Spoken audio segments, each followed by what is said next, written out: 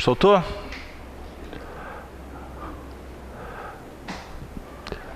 Você tem que... Só um minutinho. Deixa eu te ajudar aqui. Pera aí, Divino. Pô, soltou? Aqui, ó. YouTube. Tá, passou pro chat. Vamos lá. Vamos começar, gente?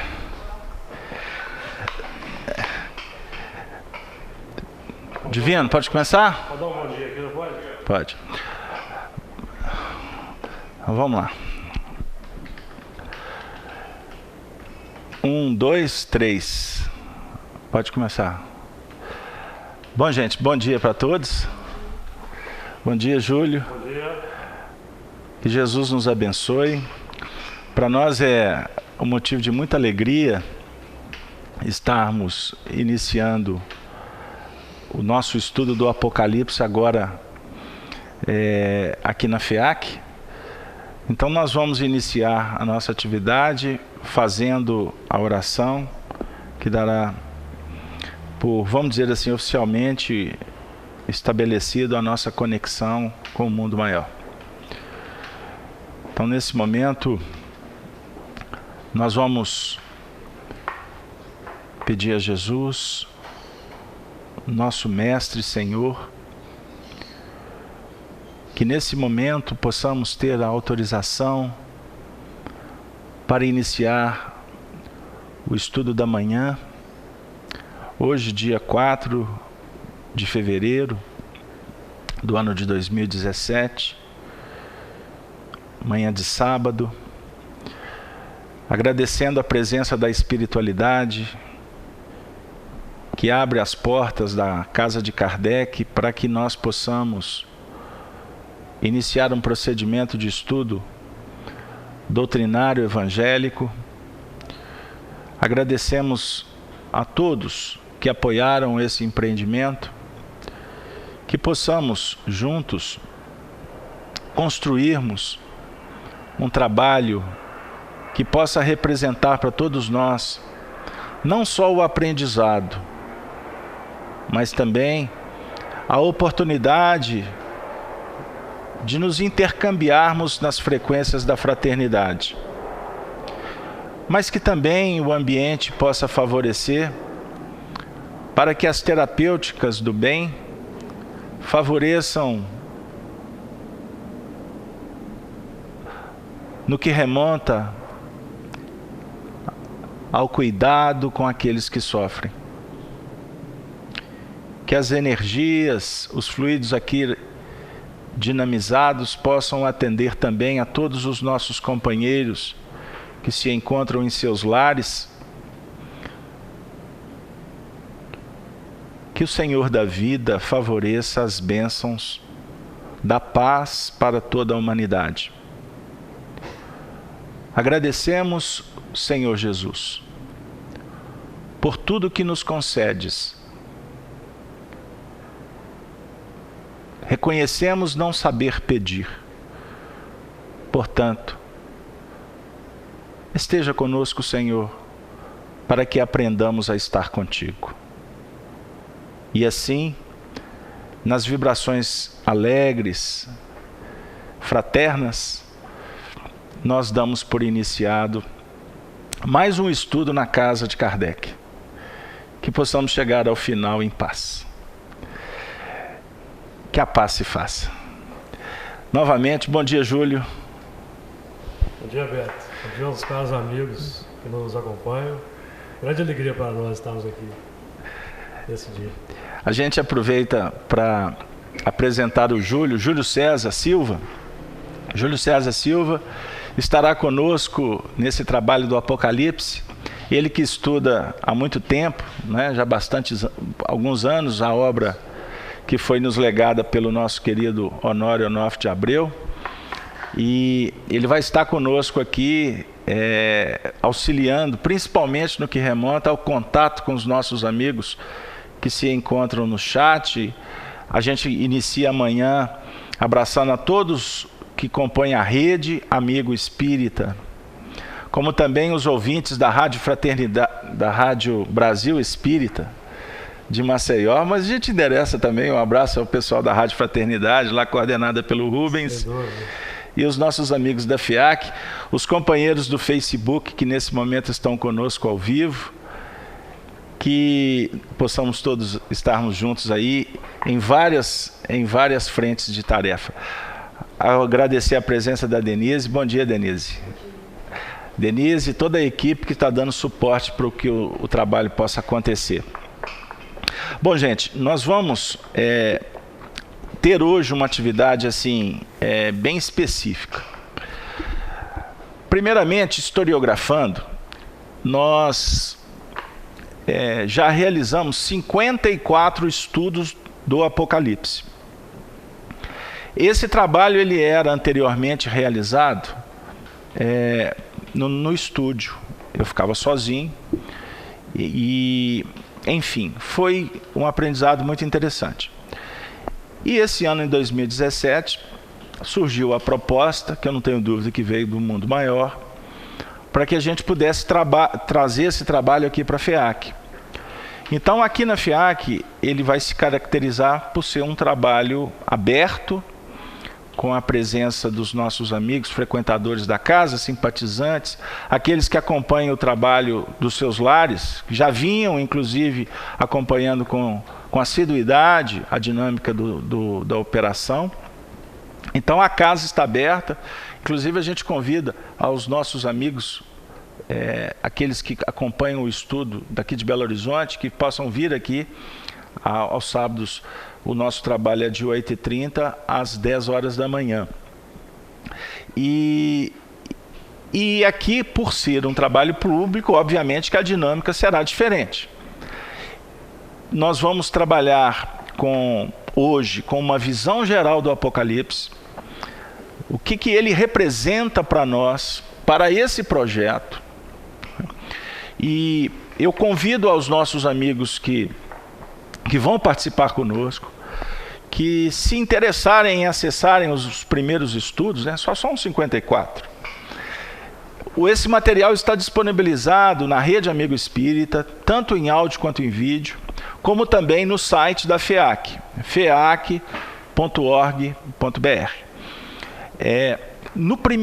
O primeiro programa que nós fizemos um apanhado histórico do que nos motivou a estudar o Apocalipse. Então, rapidamente, eu vou fazer uma conexão, porque esse trabalho ele se iniciou no segundo semestre de 1997, agosto, no Grupo Emmanuel, com o saudoso Honório Onofre de Abreu e toda uma equipe que compunha o quadro do Grupo Emmanuel. E na época a gente já vinha com ele assistindo alguns estudos em torno do livro Gênese, de Moisés, que tinha o caráter de estudar a evolução. E aí surgiu a ideia de estudar o Apocalipse face àquelas ondas místicas que envolviam o Apocalipse, e era o ano de 1997, então se aproximava o ano de 2000. Então tinha algumas pessoas que achavam que o mundo ia acabar em 2000. E na época, de uma forma muito, muito legal, o Honório propôs, vamos estudar o Apocalipse juntos, à luz da doutrina? E assim foi. E esse trabalho, ele foi desenvolvido e o Honório desencarnou em 1997. Então quer dizer, 2007, quando o Grupo Emmanuel completou 50 anos. Foram exatos 10 anos que a gente trabalhou em torno da obra.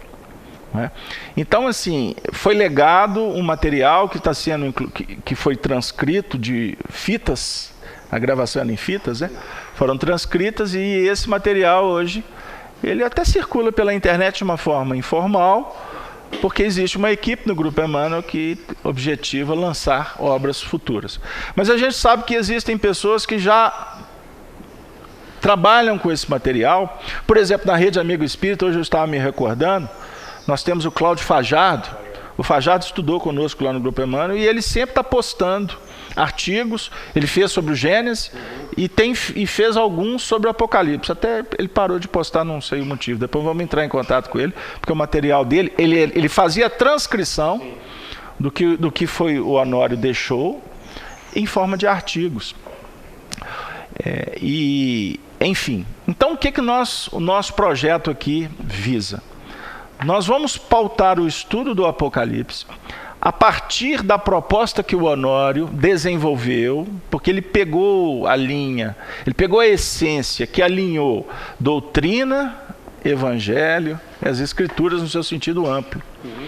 Então, o nosso trabalho sempre estará pensando ideias que foram trabalhadas lá atrás e, obviamente, aqui, por ser um trabalho aberto, nós teremos a oportunidade de abrir para perguntas, debates, enfim.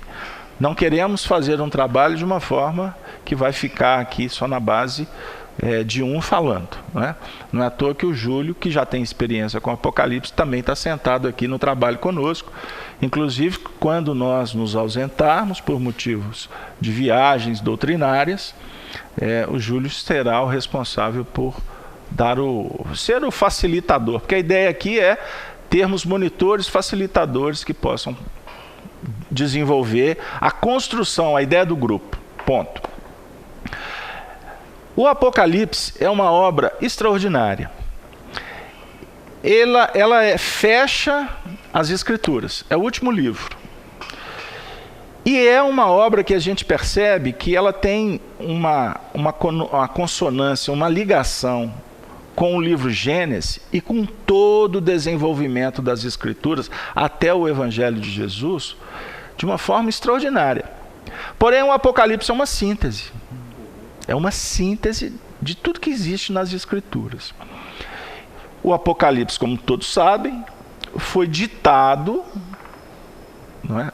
As imagens, as orientações foram passadas por Jesus para João o Evangelista, quando este, o apóstolo, estava preso na ilha de Patmos. E ali ele recebeu essa joia rara, vamos dizer assim. Obviamente que por ter sido um trabalho extraordinariamente mediúnico, João, para decodificá-lo, ou para transcodificar, ele teve que usar os recursos possíveis. Então, ele usava as imagens que ele via no mundo espiritual, adequado à linguagem da época. Então, como eram imagens extremamente complexas, ele escreveu um livro que é um livro extremamente emblemático.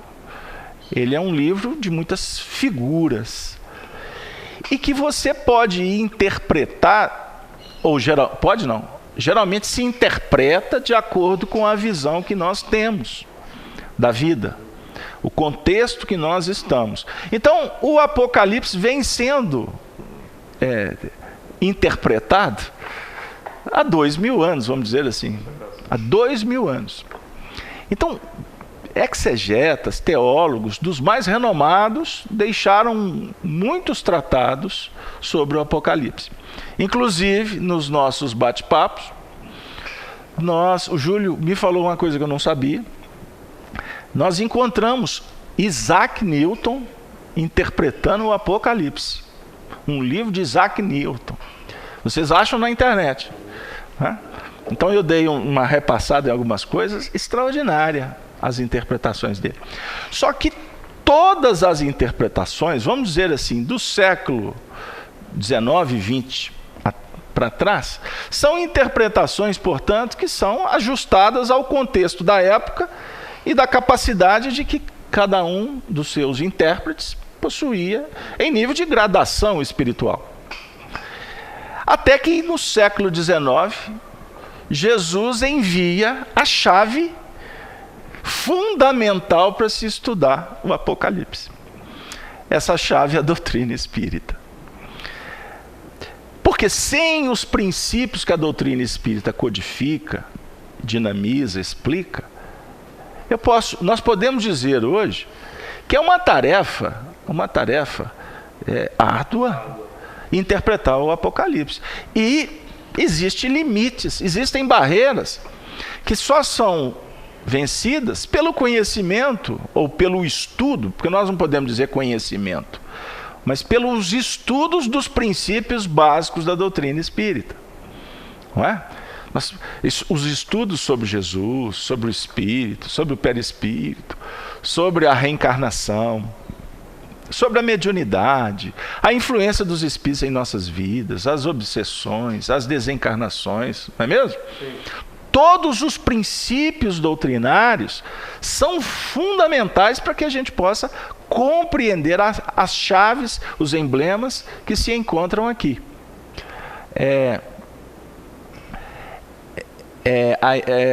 Nós estamos tendo uma participação da Helena que está dizendo assim: a imagem ao vivo do Facebook não está horizontal, está na vertical. Dá uma olhada aí para a gente. Continuando. Então, os princípios da doutrina são extraordinários para a gente entender. Por exemplo, vamos só elencar alguns aqui. A besta apocalíptica, não é? Os selos, não é? O dragão. São imagens que foram levadas na cota de processos traumáticos, de cataclismas, de eventos sobrenaturais que foram tidos como a definição dos últimos movimentos, dos últimos instantes de vida no planeta Terra. Porque se não tem explicação, as imagens são tão fortes. É o último livro da Bíblia, né? Ou seja, junção Antigo e Novo Testamento. Então, na época, subentendeu que ali estava sendo definido como que seria os últimos momentos, que é o instante da definição, onde vai haver a seleção, né? A seleção, as ovelhas, né? Para a banda da direita, e aí vai. E estabelecimento do reino dos céus, porque nós vamos encontrar o último capítulo do Apocalipse, que é intitulado a Jerusalém, né? A Jerusalém prometida. A instauração do reino de Deus. Ficou claro?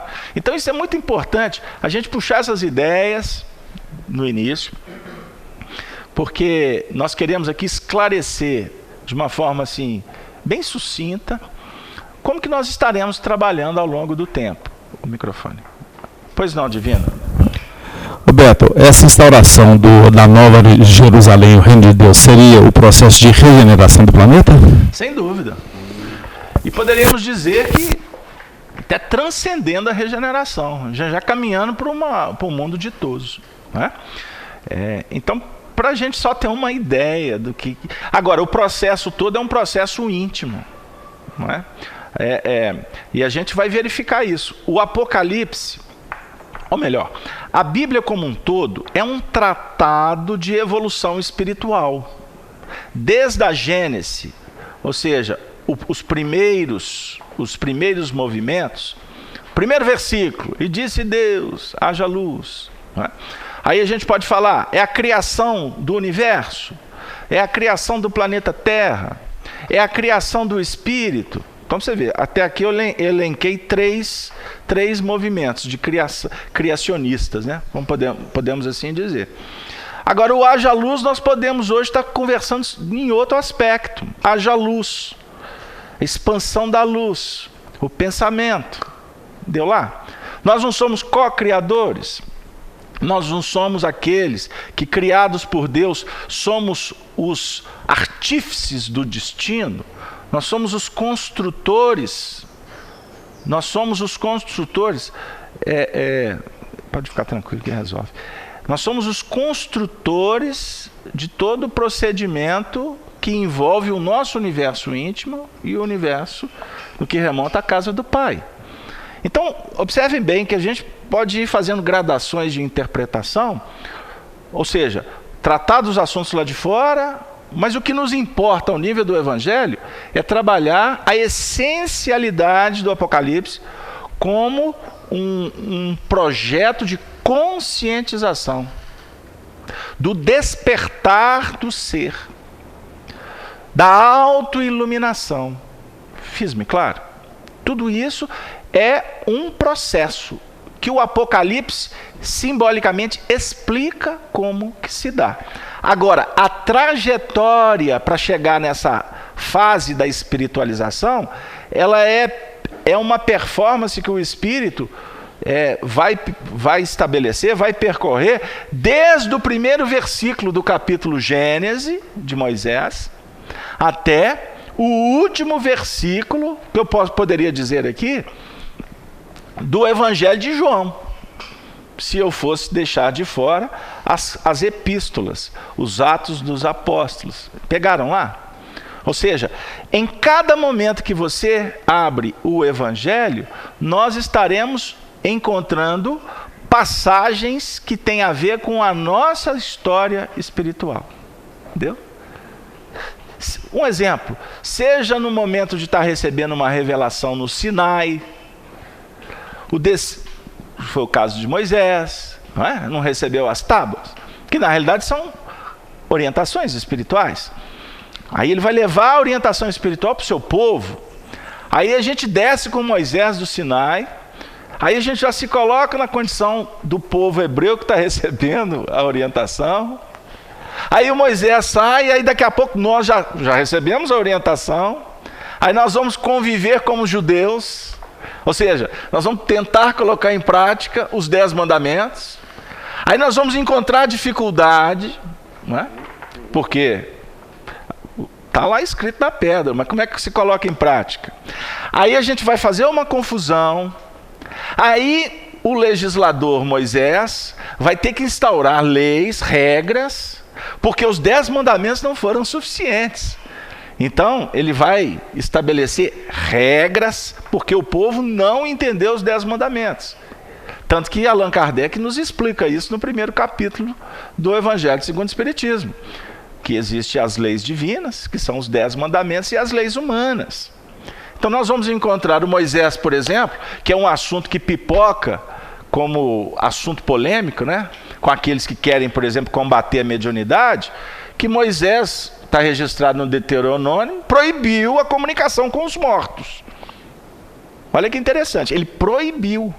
Então os religiosos tradicionais até hoje, quando fala que o assunto é tratar com os mortos, já é uma morte completa, porque foi proibida. Agora, se foi proibida, é óbvio que a gente vai subentender que existia na época comunicação dos espíritos, muito simples. Só que não são mortos, são espíritos. Mortos no seu sentido de que não estão mais na terra, deixaram seus corpos. Agora, por que Moisés proibiu? Porque os hebreus vieram de uma civilização egípcia. Os egípcios são espiritualistas. A mediunidade, os médiuns, os sacerdotes, o misticismo fazia parte da cultura egípcia. Então, os hebreus receberam, eles absorveram isso durante 400 anos. Observem bem. Então, quando há o êxodo, que eles vão iniciar uma nova vida, não é? Agora livres, é óbvio que eles vão continuar tendo as práticas que eles tinham antes. Mas como que era a mediunidade na época?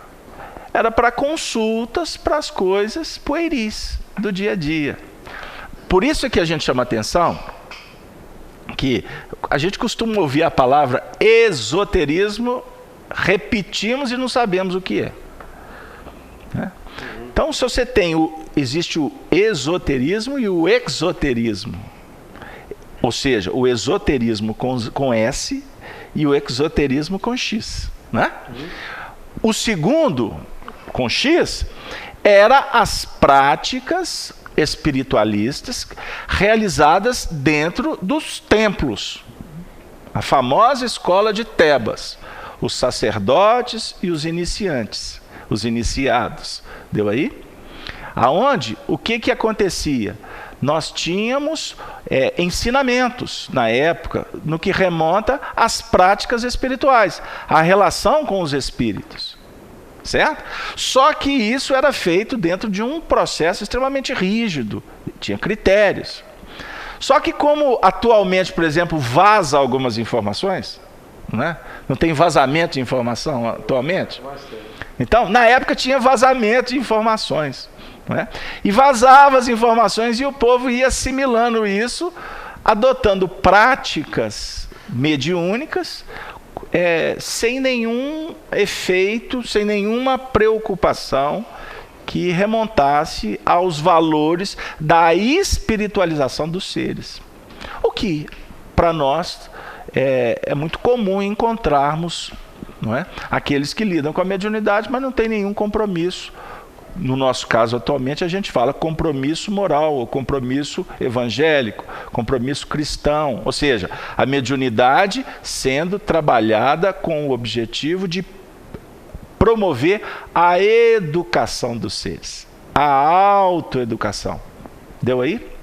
Então, nós vamos sempre, quando abrimos as Escrituras, nós vamos encontrar facetas do nosso psiquismo, da nossa trajetória espiritual.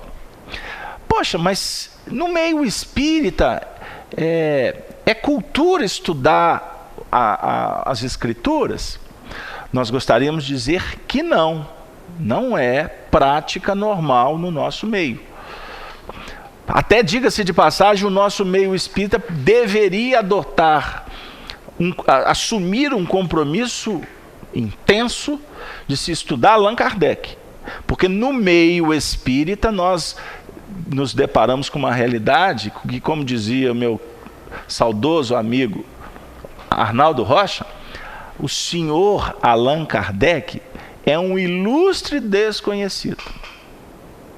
Basta ver o que nós produzimos como espíritas, seja no comportamento, seja nos livros, seja na coordenação, seja nas práticas das nossas casas espíritas. Aqui o Júlio que trabalha na coordenação do Centro Espírita há muitos anos. Então a gente costuma ter belíssimos discursos, mas na hora do trato não estamos preocupados com fraternidade, com cuidado, com metodologias educativas, somos apressados, cobramos resultados como se cobra resultado das empresas, e aí vai. Não é? Então, nós temos muitas dificuldades mesmo. Mas, contudo, todavia, porém, nós precisamos também de abrir a conversa. Abrir a conversa. Aí alguns espíritas questionavam o Honório. Honório, mas você vai estudar, na época, né? Você vai estudar Gênesis de Moisés? Pra quê, Honório? Ele contava isso pra gente. E quando o Honório falou do Apocalipse? Tinha gente que falou que o Honório estava obsediado, né? Pra que isso, Honório? Nós temos que estudar humildinho. E foi uma vida inteira estudando doutrina e evangelho, mostrando evolução, e chegou um momento que o Honório, extremamente... como é que eu digo? Como um belo instrumento, né? Que ele foi, nobre pela sua conduta, pelo seu caráter, o Honório foi um instrumento da espiritualidade superior. Isso nós não temos dúvida. Nós ficamos com ele lá 12 anos, todas as manhãs, quase todas as manhãs de sábado. A gente via. Os médiuns registravam as presenças espirituais, entidades assim, de alta capacidade intelectual, no seu sentido de entendimento das Escrituras. Não é? Então, o Honório representou, vamos dizer assim, um salto, uma abertura de entendimento, para que a gente pudesse começar uma era em que o estudo doutrinário, sendo desenvolvido com propriedade, com dignidade, com, vamos dizer assim, com assiduidade, ele pode, inclusive, abrir possibilidades para que haja uma transcendência dele. Mas aqui, Allan Kardec falou sobre isso? Falou.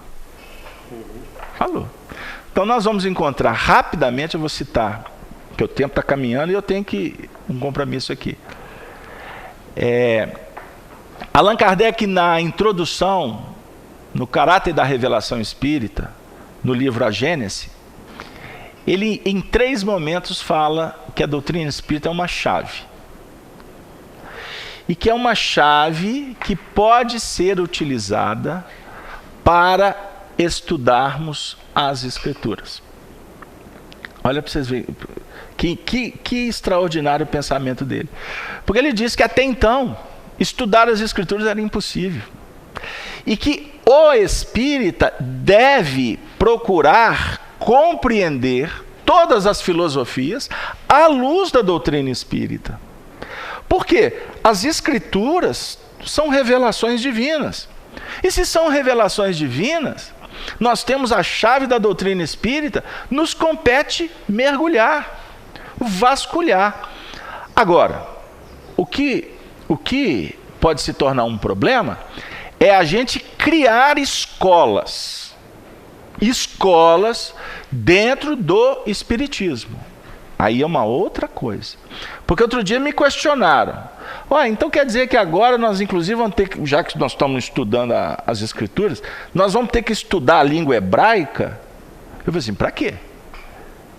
Mas né, nós temos que ir lá. Eu tenho que estudar o grego, eu tenho que... Não, peraí. Não vamos misturar alho com bugalho.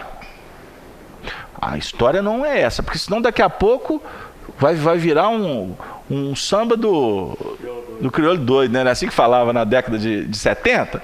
Espera aí. É uma coisa, outra coisa.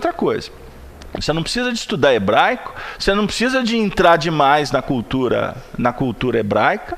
Algumas informações são interessantes ter. Por exemplo, você vai estudar uma passagem do Evangelho, que Jesus está descendo...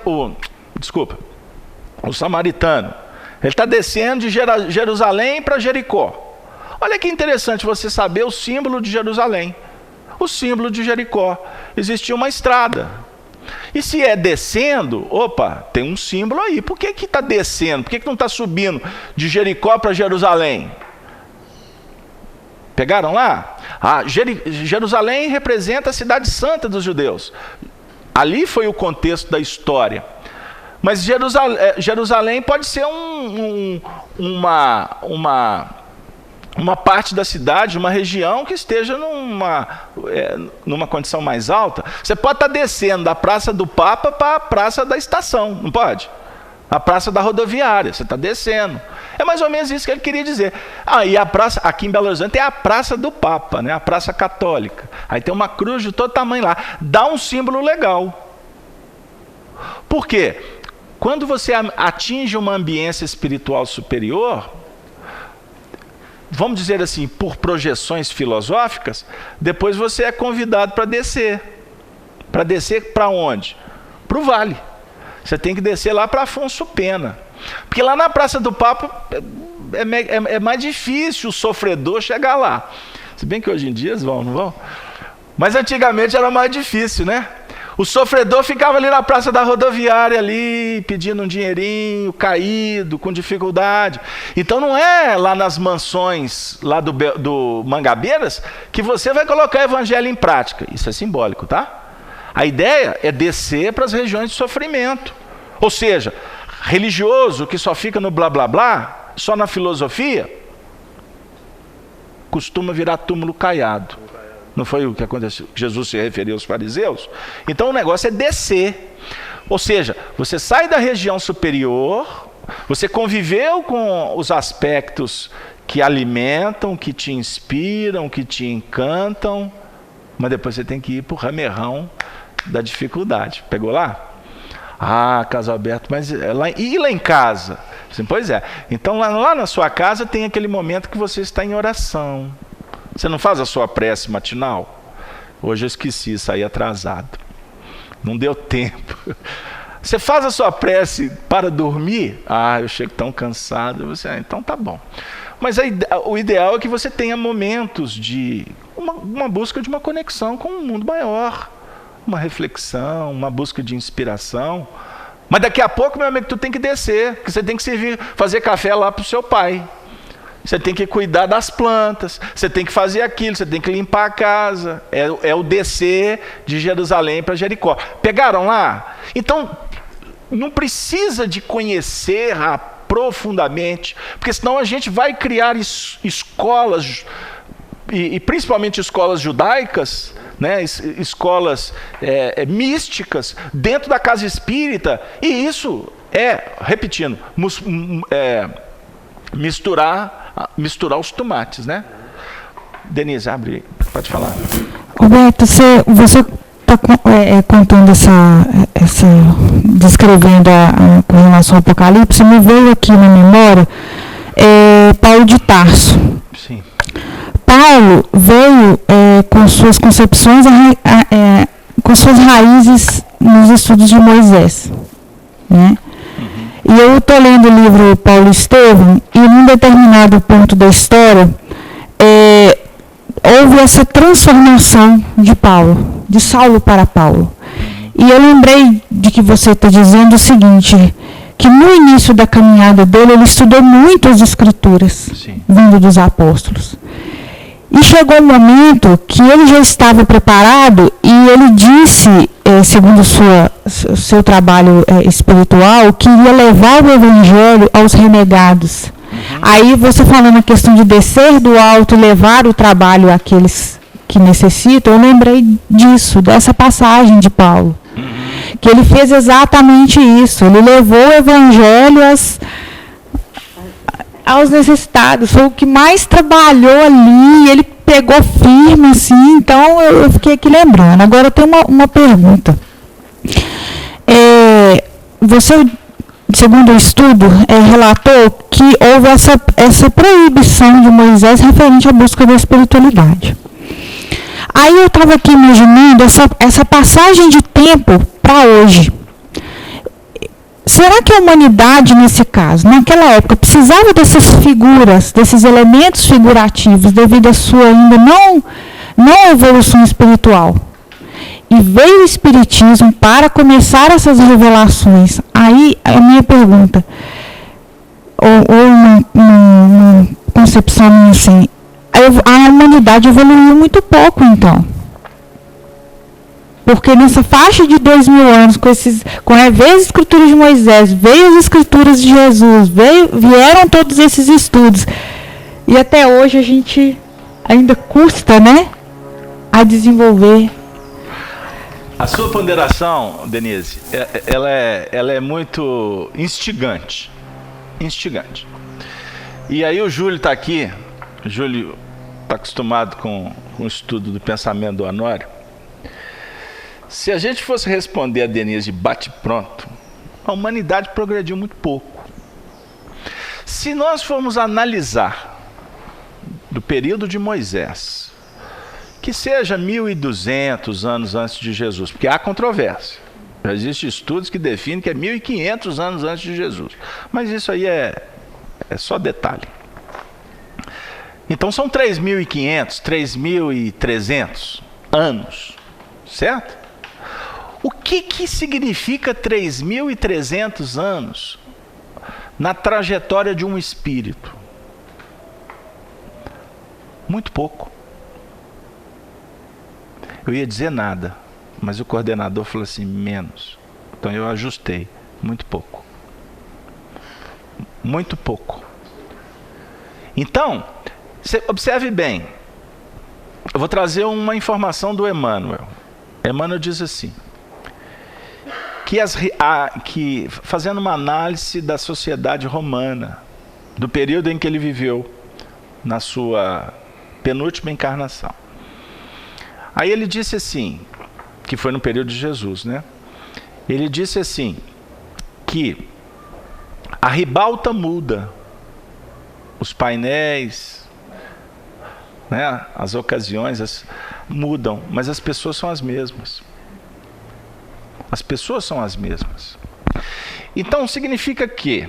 e até foi muito interessante, porque essa semana eu vi um comentário sobre essas questões políticas do nosso país, e um determinado jornalista disse assim que... inclusive na sociedade falam que o nosso Brasil é muito parecido com a sociedade lá da Grécia Antiga e da Roma Antiga. Eu falei assim, puxa vida, o moço acertou assim, certinho, porque é isso mesmo. Então, observemos uma coisa, 2000 anos para cá, mudou muito pouco. Mas é interessante também a gente observar, de uma forma mais ampla, que nesse período de 3.000 anos, a gente não pode esquecer da relação com o mundo espiritual. Ou seja, a gente não pode analisar 3.000 anos só você indo e voltando, só a população indo e voltando.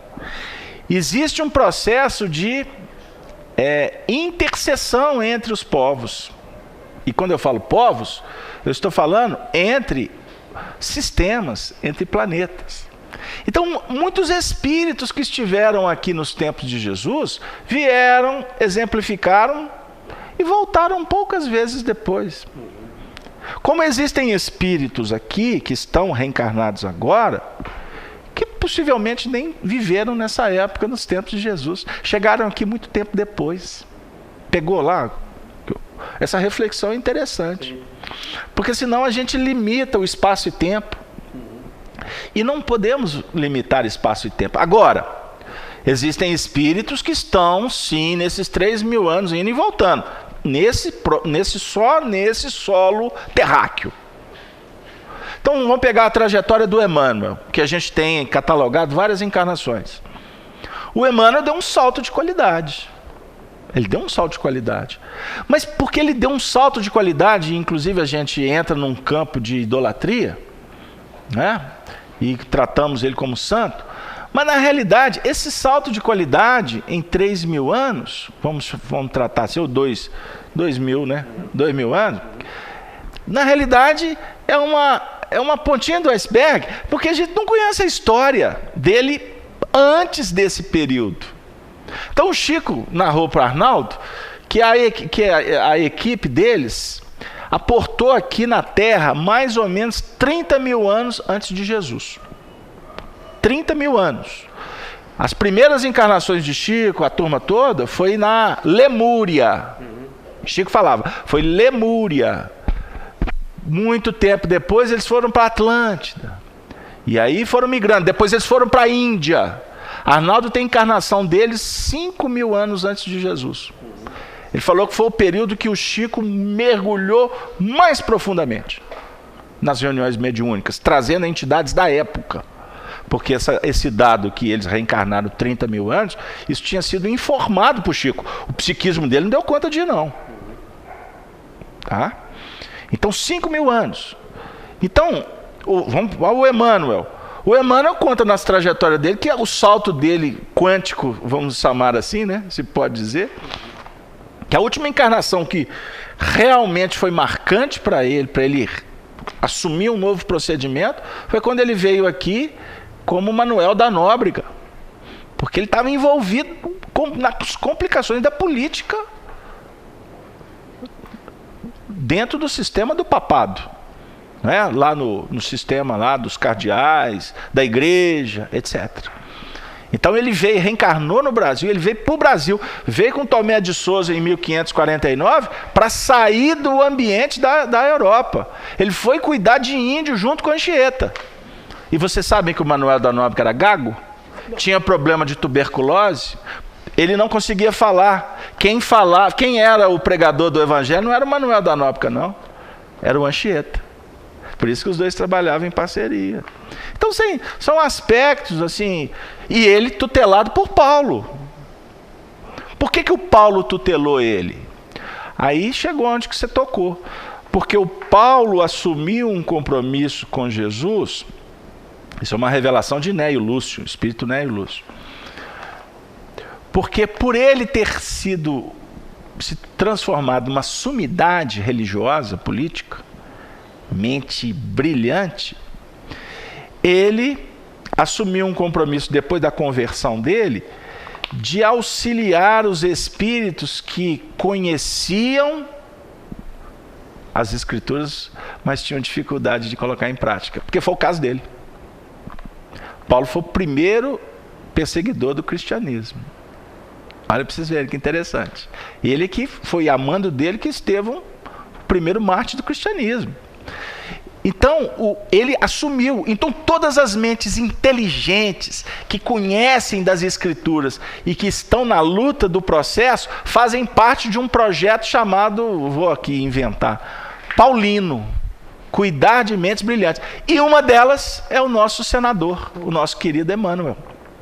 Tanto que a fundação da cidade de São Paulo foi com a tutela do próprio Paulo junto com Manuel da Nóbrega. São Paulo ia ser fundado em agosto. Paulo apareceu para o Manuel da Nóbrega lá na escola de Piratininga, lá em São Vicente, né? Eu disse, não, ele não falou isso. Ele teve a visão, aí teve todo aquele envolvimento espiritual. Aí o Manuel da Nóbrega, por vias intuitivas, ficou tão emocionado. Eu gostaria de... Eu vou fundar a escola de Piratininga fazendo uma homenagem para Paulo de Tarso. E por isso é que ele adiou para o dia 25 de janeiro, que é o dia que a cristandade comemora a conversão de Paulo de Tarso ao cristianismo. Aí, o que nós podemos subentender de uma forma muito clara? Que a obra que o Chico Xavier foi o embaixador, porque a coordenação não era do Chico. O povo hoje inverte. O povo inverte por desconhecimento. E por ter desconhecimento se idolatra e entra para o campo místico. Aí você pega um livro da FEB, quer um exemplo? O que eu estou falando? Fonte Viva, eu não sei de que ano que é essa edição. Está escrito aqui, Fonte Viva, FEB, Francisco Cândido Xavier aqui no cantinho. Olha o tamanho da fonte do Francisco. Olha o tamanho da fonte, pelo Espírito Emmanuel. Hoje você pega os livros psicografados do Chico, o Emmanuel está aqui no cantinho, e um retrato do Chico de todo tamanho, que é iconoclastia, não tem a ver com doutrina, e o nome Chico Xavier de todo tamanho. Sabe por quê? Porque vende. Isso é inversão de valores. Casalberto precisa mudar de assunto. Fala rápido, porque eu tenho que fazer a introdução do Apocalipse aqui. E o tempo vai caminhando. Só que você está falando hoje no processo mais introdutório, né? Depois de tantas palestras já feitas, e você falou um pouquinho de cronologia passada. E eu me lembro que em alguma palestra anterior você falou de cronologia futura. A partir do lançamento do Livro dos Espíritos, você fez uma conta matemática, até numa conversa pessoal que nós tivemos, que eu achei muito interessante, mas estava focado na questão do Apocalipse. Então, é assim, que existem datas, revelações, que nos mostram questão de ciclos que se fecham, que se abrem.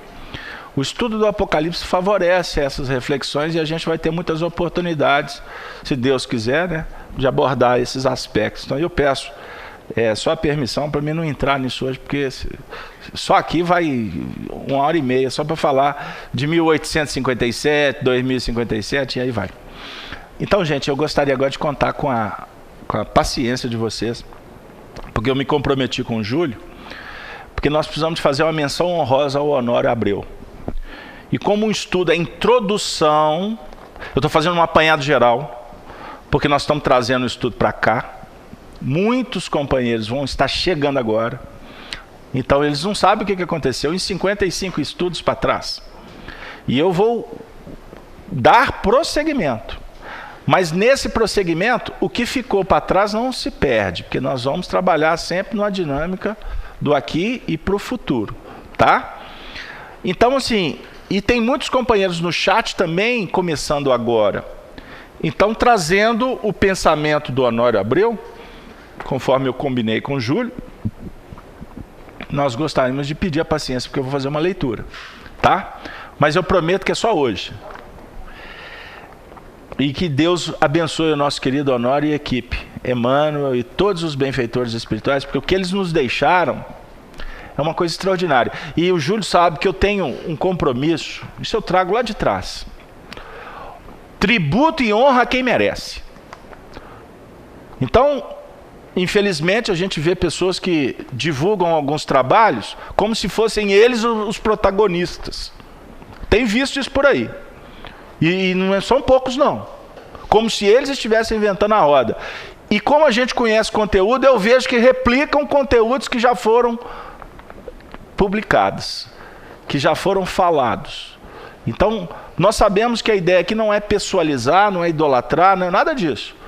Mas foi Honório de Abreu que iniciou o procedimento dos estudos do Apocalipse no movimento espírita. Sem dúvida nenhuma, não. Não é isso, Júlio? Vamos lá. Agora vamos convidar o Honório, de onde ele estiver. Eu sei que ele não vai ficar muito feliz, não, porque eu vou estar falando demais dele, característica dele. Mas o Honório disse assim: o entendimento geral do Apocalipse. O último livro da Bíblia, o Apocalipse, representa a culminância de um ciclo de evolução. Compõe-se das revelações apropriadas por João, por meio do desdobramento e clarividência, representando a culminância de um relato contido em todo o Velho Testamento. Estabelece, por isso mesmo, uma conexão muito estreita com os textos bíblicos mais antigos.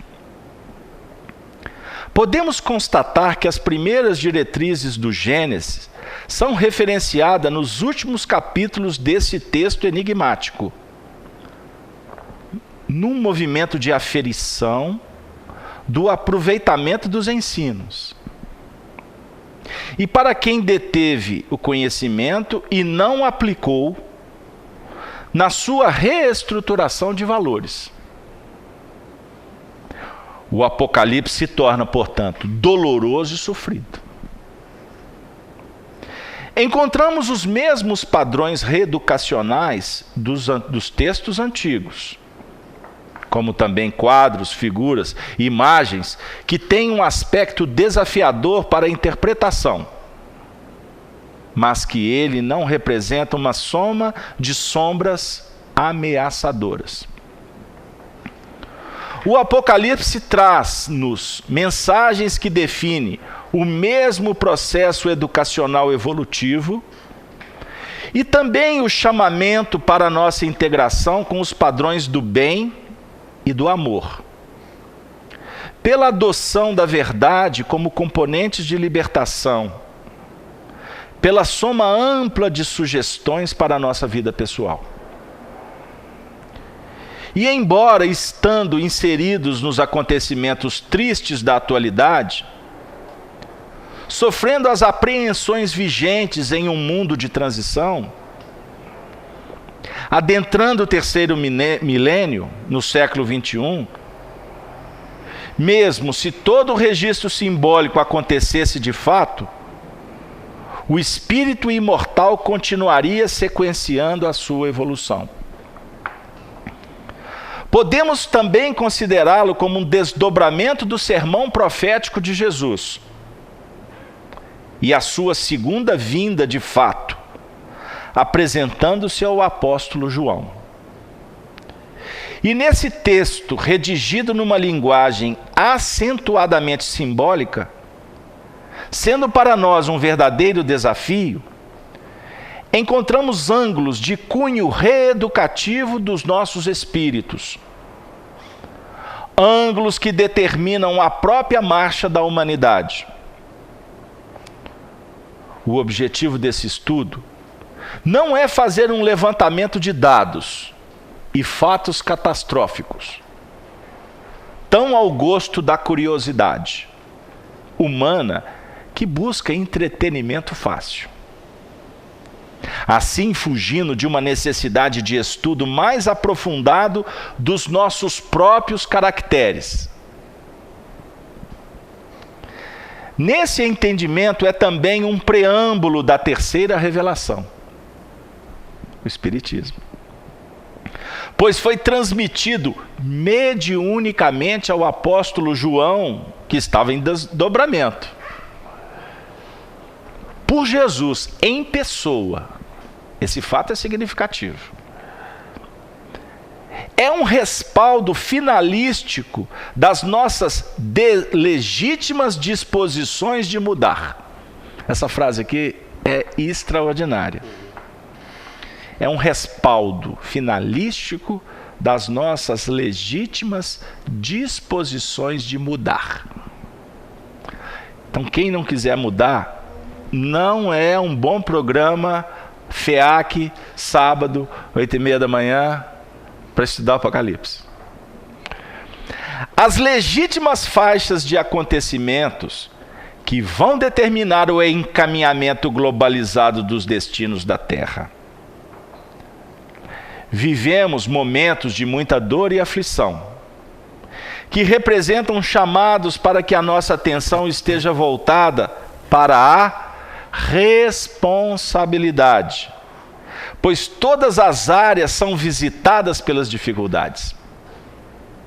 Todas as áreas.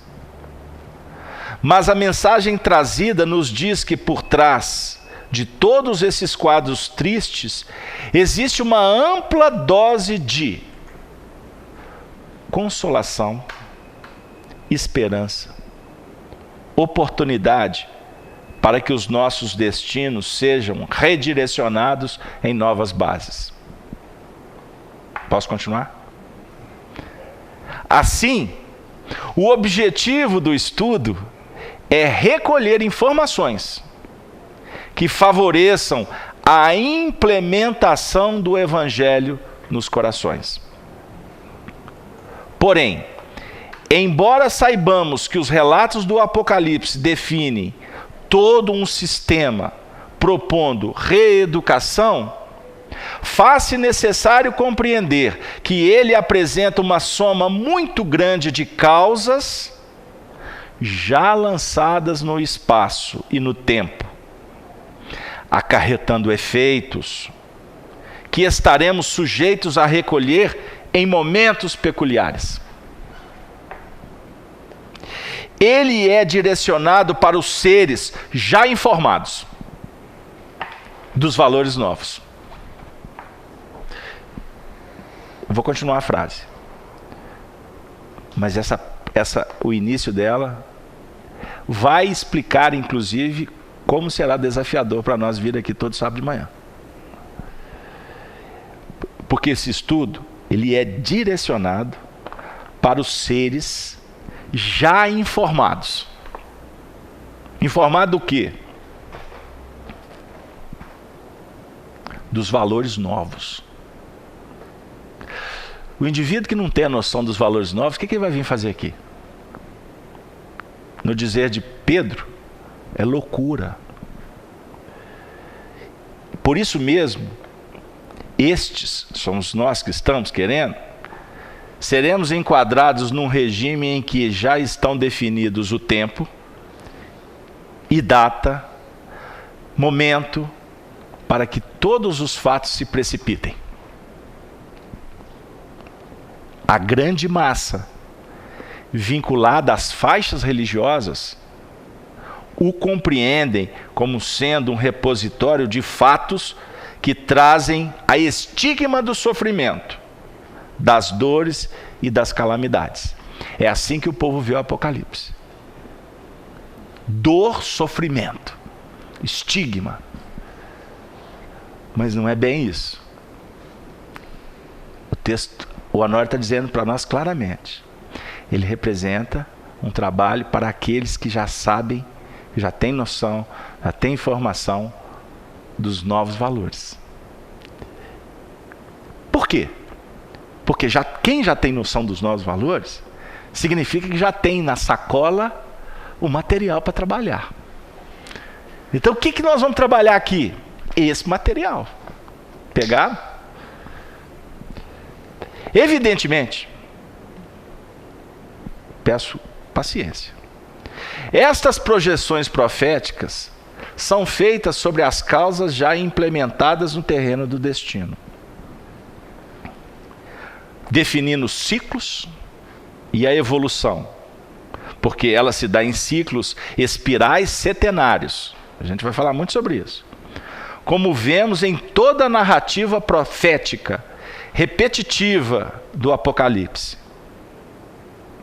Portanto, ele se precipita hoje cumprindo os acontecimentos nele narrados, em função de uma determinação superior dos que gerenciam a nossa evolução e não dos homens, pois a Terra vai entrar num processo novo, em um novo terreno de regeneração. Logo, podemos observar que dentro da linha natural de causas e efeitos, de que não podemos fugir, que as leis que vigoram no universo são sábias e matemáticas, e esses relatos estão calcados nas sementes já lançadas na esteira do próprio encaminhamento da evolução. E esses valores já lançados, vamos somar outros ângulos das leis, dos quais nem sempre temos uma percepção mais nítida. Por isso encontramos no relato de Mateus, no capítulo 24, no versículo 36, a seguinte abordagem: mas daquele dia e hora ninguém sabe, nem os anjos do céu, mas unicamente meu Pai. Pois somente o Pai detém a abrangência. Kardec fala, é como se você subisse a montanha e conseguisse ver com abrangência. A ideia é essa. Somente Deus tem a abrangência absoluta, capaz de definir os ângulos que às vezes se encontram presentes de forma velada na oscilação mental da criatura. Meu Deus, essa frase aqui dá 7h30. Julinho, nós vamos fazer miudinho dela, quer ver? Julinho, ele não tem jeito. Quem estuda evolução não dá para ficar só na letra, mas vocês estão vendo com o meu esforço aqui. Mas olha aqui, somente o Pai tem a abrangência absoluta. Ele sabe tudo. Causa e efeito. Capaz de definir ângulos. O que é um ângulo? O que é um ângulo? Qual que é a ideia do ângulo? Geometricamente. Hã? O que você entende por ângulo? Dentro desse contexto. Somente os ângulos. Repete aí. Somente o Pai detém a abrangência absoluta capaz de definir os ângulos, que às vezes se encontram presentes de forma velada na oscilação mental da criatura.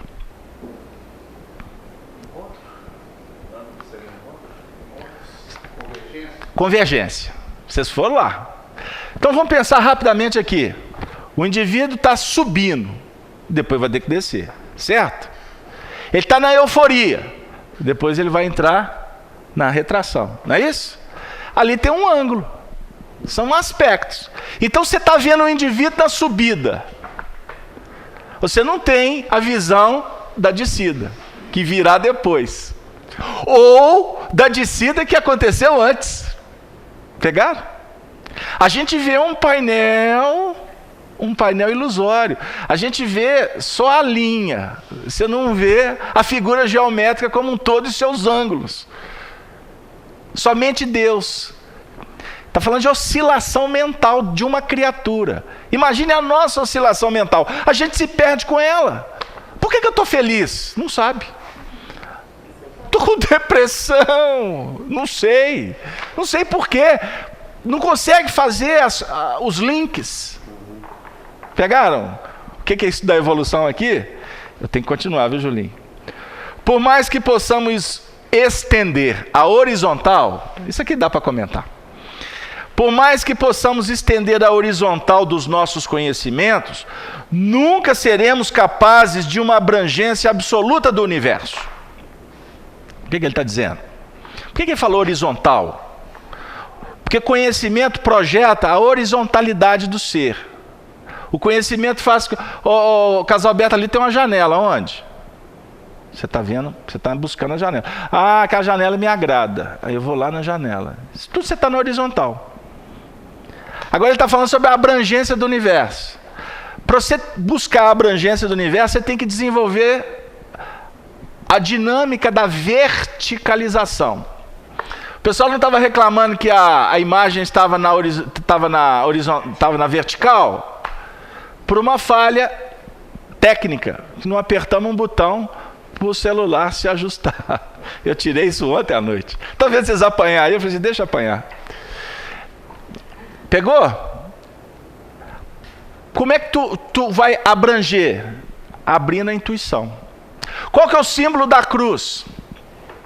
A cruz representa a roda da evolução. Não é isso? É o equilíbrio.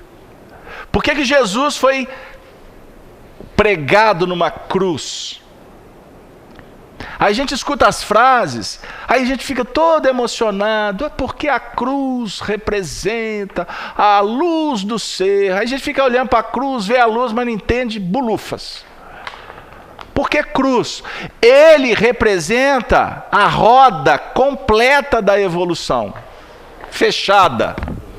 Porque a nossa evolução ela não é fechada, ela é espiraloide. Ou seja, você abre, você faz aquele movimento. Pega ali. Você faz o movimento.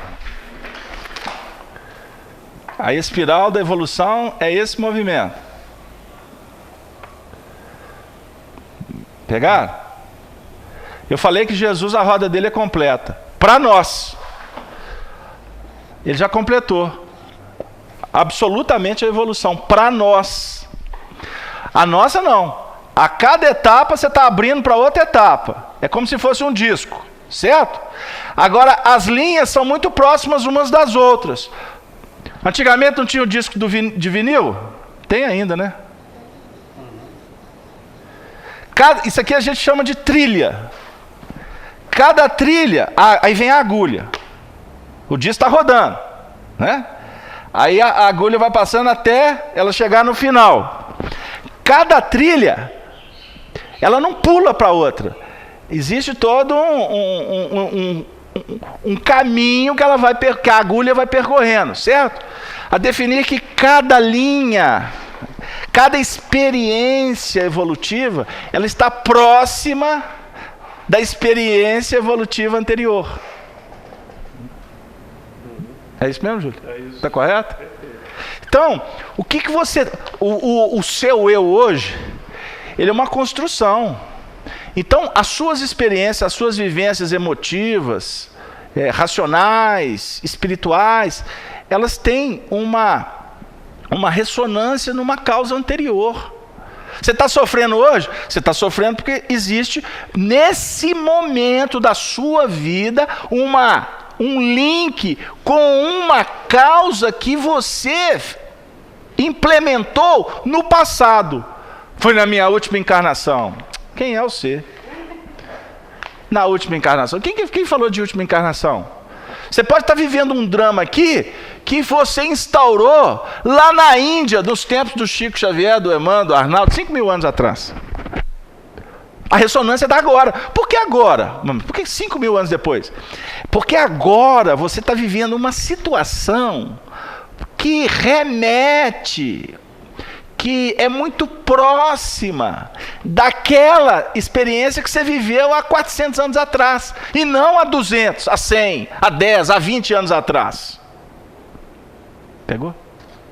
Deu? Então o Senhor da vida, o Honório está falando isso, ele tem a abrangência, ele vê todos os ângulos. Então, o que para nós muitas vezes o indivíduo está no chão, a espiritualidade está assim, agora ele renasce. A gente fica assim, nossa, fulano está pagando, olha lá. Quem sabe ele não está pagando? Quem sabe está apagando um incêndio, está apagando o fogo, porque o pagamento é depois. Como que se paga? Como que se paga na contabilidade divina ou com a contabilidade divina? Amando. Você não paga na justiça, não. Você foi bem. Eu ia falar outra coisa, mas você consertou. Você paga amando. Porque o amor é que cobrir o rombo. O indivíduo falou que é cobrir, põe aí para mim, que cobrir é cobrir com cobertor, é esconder, é pôr debaixo do tapete. Não, é cobrir no seu sentido de criar um mecanismo para resolver. Não se resolve na justiça. Justiça é para reparação. O amor é que vai auxiliar naquela linha que você traçou, que você tem que voltar nela, para, se antes você pichou o muro, agora você vai voltar na linha para limpar a pichação. Como é que você vai limpar a pichação? Você vai pintar o muro com uma outra cor, certo?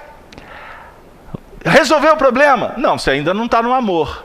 Você quer ver como é que você entra no amor? Que você acabou de pintar um muro, vem um outro pichador e picha o muro. Aí você não vai voltar para pintar o muro. Você vai voltar para transcender o que você fez antes. Você refazer o que você fez antes em novas bases. Aí você vai pintar o muro, mas você vai estar trabalhando o amor para com aquele que pichou o muro. Pegou lá? Aí você volta lá, divino, e passa de novo, e fala assim, agora estou bem com Jesus. Aí vem um outro, aquele ali já não é mais pichador. Mas vai vir um outro e vai pichar o muro. Aí o Senhor falou assim, pois é, o trabalho, ele continua. Aí vai de novo pintar o muro, amar o pichador. Aí vai chegar, ele vai amar tanto o pichador, mas o pichador vai continuar indo lá. Aí o Senhor da vida falou assim, pois é, agora o amor vai resplandecer, ele vai ser seu filho. Aí você vai encarnar, e esse menino vai encarnar como seu filho. E você vai amar quando eles fizerem as borradas, né? Sujar as fraldas, quebrar o copo, fazer aquilo dentro de casa, virar adolescente, começar a aprontar. E você vai lá amando. Pegaram lá o que é o amor? Porque lá atrás, você cometeu um aborto. Lá, 3.000 anos atrás, você cometeu um aborto. Você barateou a vida. Isso foi há 500 anos atrás. Pegaram? Você vai pagar, você vai reencarnar em situações calamitosas. Nem sempre, gente. Entenderam? Como é que doutrina espírita, a gente tem que tomar muito cuidado para não sermos precipitados. E inclusive sair escrevendo romance aí, explicando como é que funciona, aquilo lá, e o povo vai acreditando. É óbvio que existem reencarnações expiatórias. E esse ciclo apocalíptico está caracterizando para nós muitas coisas. Agora, a evolução ela não funciona só na base da chibata, só na base do sofrimento, do cataclisma. Tem pessoas que acreditam no apocalipse como se fosse algo que basta eu te falar que o mundo vai acabar, que se você não tomar jeito, você vai pro umbral, você vai ser expulso do planeta. Aí o indivíduo, então tá bom, então eu vou agora virar anjo. Como que ele vai virar anjo? Só por causa de uma informação? A informação não basta. É isso que para nós é fundamental. Não é assim. Como é que você vai resolver as suas questões? Só porque você teve essa informação, você vai resolver seus problemas de oscilação emocional? Sua síndrome do pânico você vai resolver porque você sabe que o mundo vai acabar? E que você agora vai passar a frequentar a religião A, B ou C? Você vai virar anjo, não pode mais isso, não pode mais aquilo? Não é assim. É todo um procedimento bem calculado, bem ajustado. Eu prometo para vocês disponibilizar o texto, vou colocar no blog da FIAC, para vocês lerem na íntegra. Porque se eu continuar a leitura, vocês vão com certeza cansar e o tempo não permite. Mas eu gostaria apenas de fazer alguns apontamentos ainda de uma forma resumida. Nós não teremos aqui o objetivo do Apocalipse à luz da doutrina espírita de vir aqui para estudar numerologia. Nós não vamos vir para cá para estudar aspectos místicos. Nós vamos procurar o tempo todo, nos textos, procurar trazer para a essência da nossa necessidade da atualidade.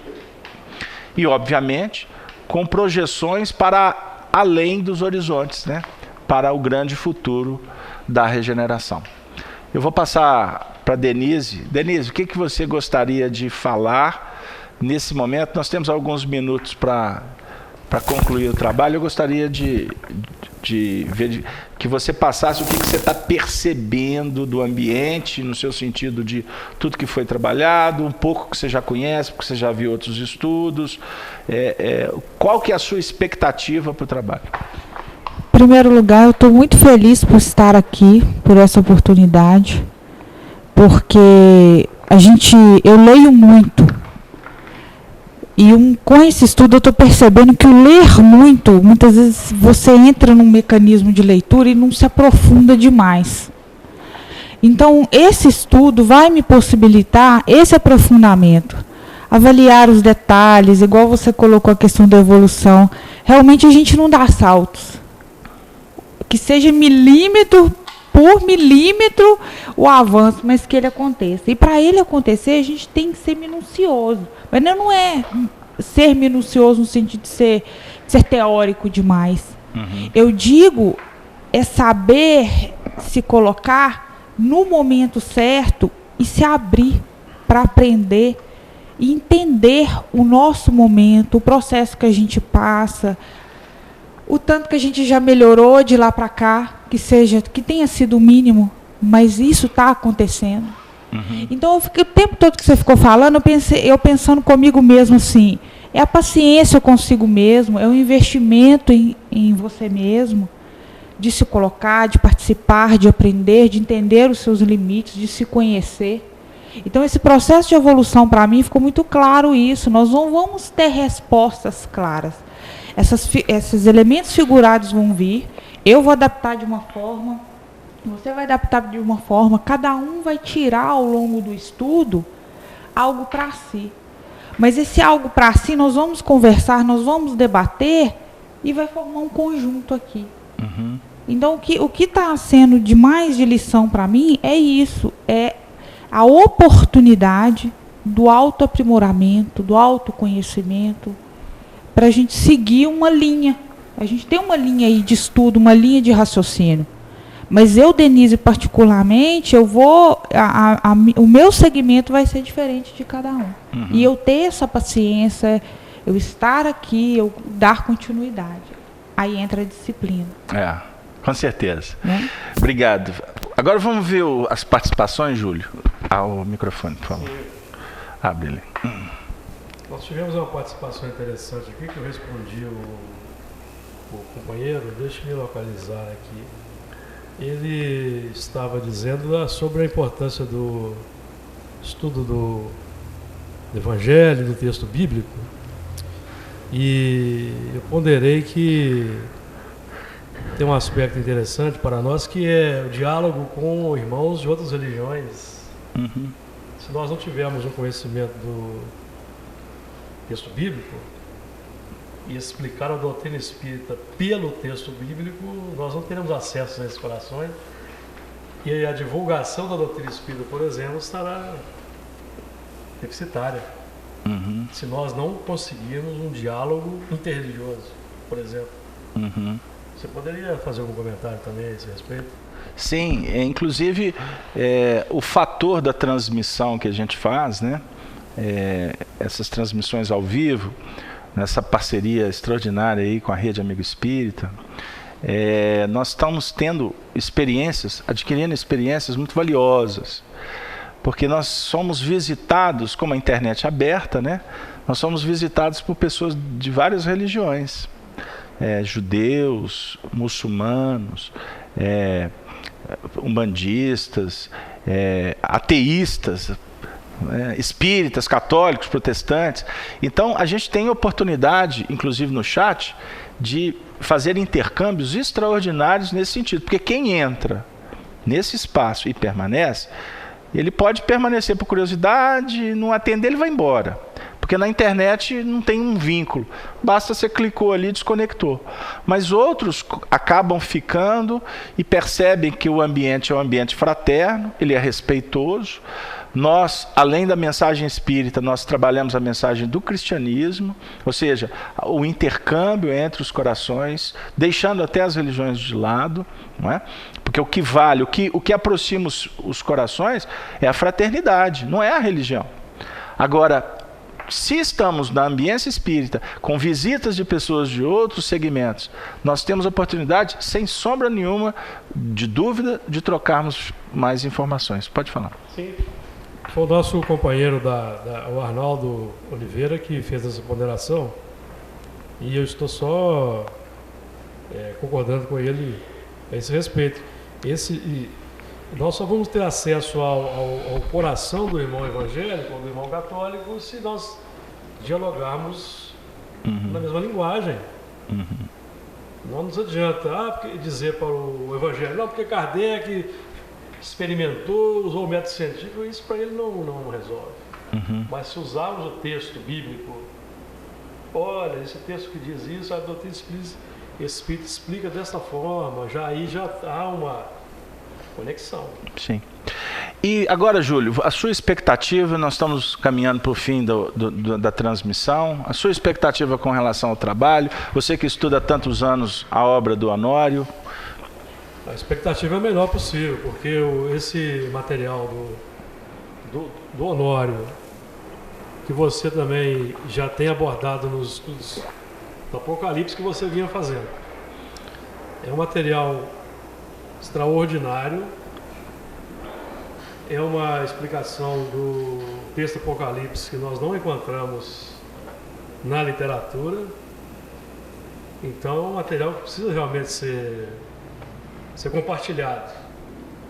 E a expectativa é que possamos crescer juntos, possamos aprender juntos.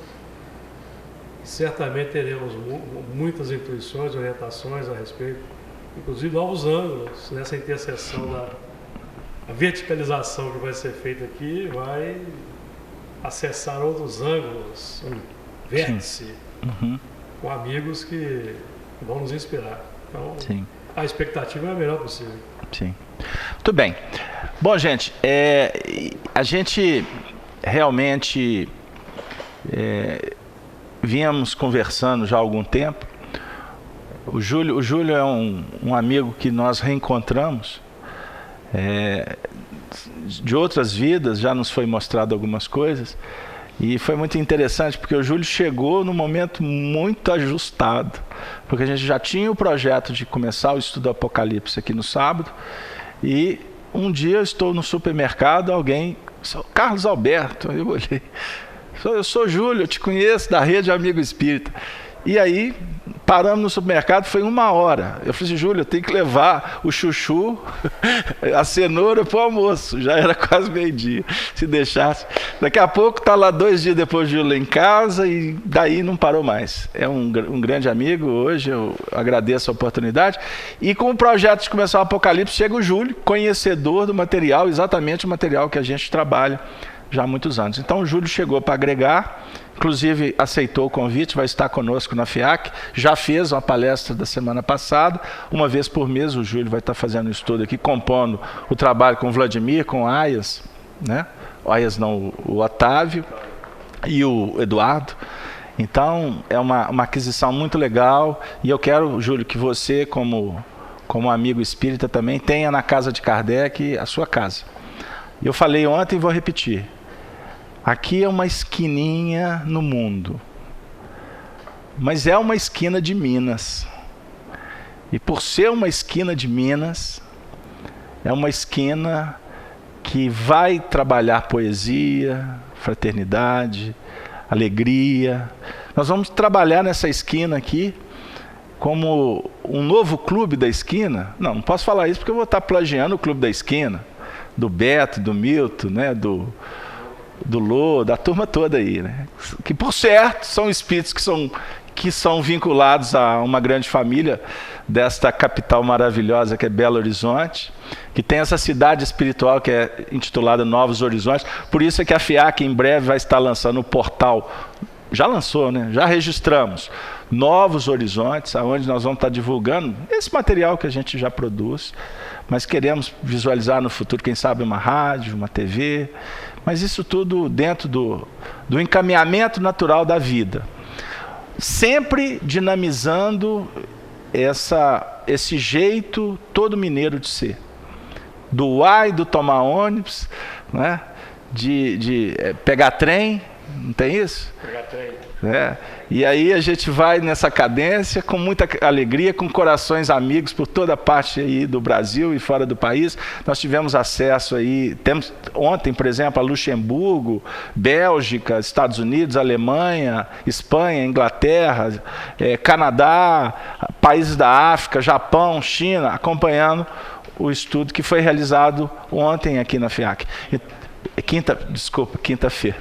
E a gente vai estar intercambiando com esses corações aí, por certo, daqui para frente.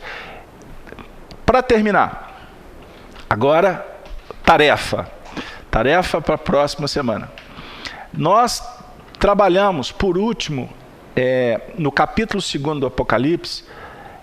Eu vou falar um pouco na próxima semana das igrejas, porque são 7 igrejas que Jesus, o Cristo, endereça carta para estas igrejas.